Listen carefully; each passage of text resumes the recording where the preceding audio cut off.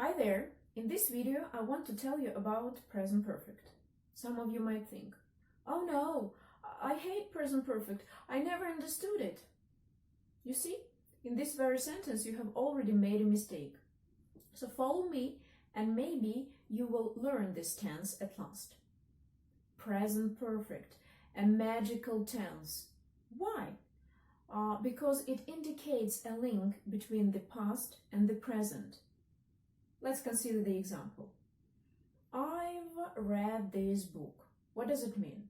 It means that I started reading this book in the past and I finished it. Right you are, in the present.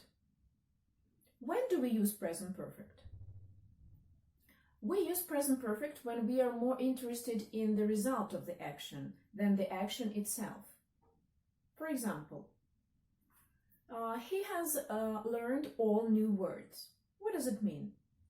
It means that now he can use those words freely.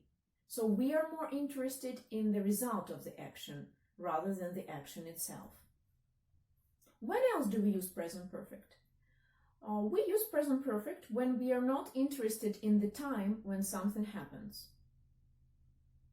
Consider another example. They have arrived. What does it mean? It means that they are here and we can do something with them.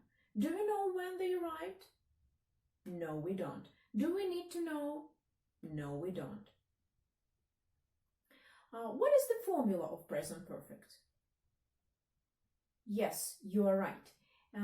It is formed with two auxiliaries such as have, has, and past participle form of the main verb or verb with ending ed.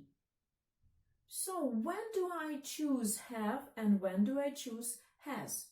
Has is usually chosen for third person singular or the words that can be used instead of them.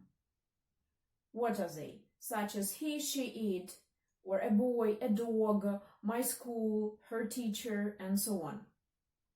And when do we use have?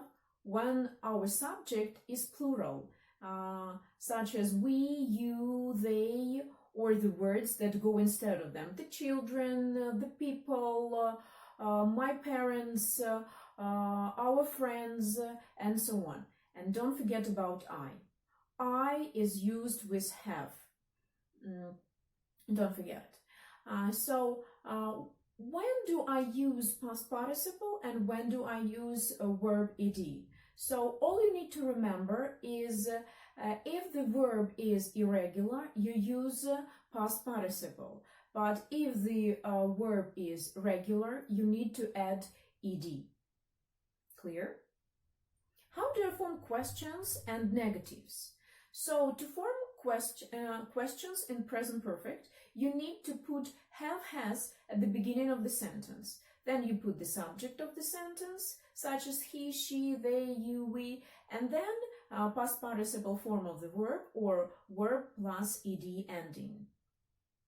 And how do I form negatives? So negatives are formed again with the help of have, has, plus particle not, and of course past participle form of the verb or verb with ed ending. I usually tell my students they need to find two parts of this formula. So when you write a sentence, I have read this book. So count, how many verbs do I have? One or two? So have one verb and read the second one. So you are right, your sentence is probably correct.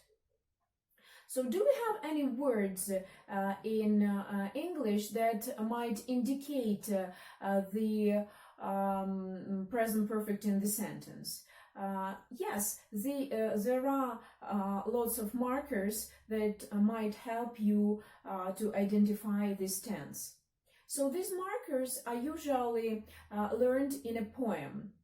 I will tell you my favorite one. Ever, never, just, already, lately, recently, not yet. And of course, don't forget about for and since. This is everything that I wanted to tell you about present perfect. If you have any questions, I will be happy to answer them. Bye!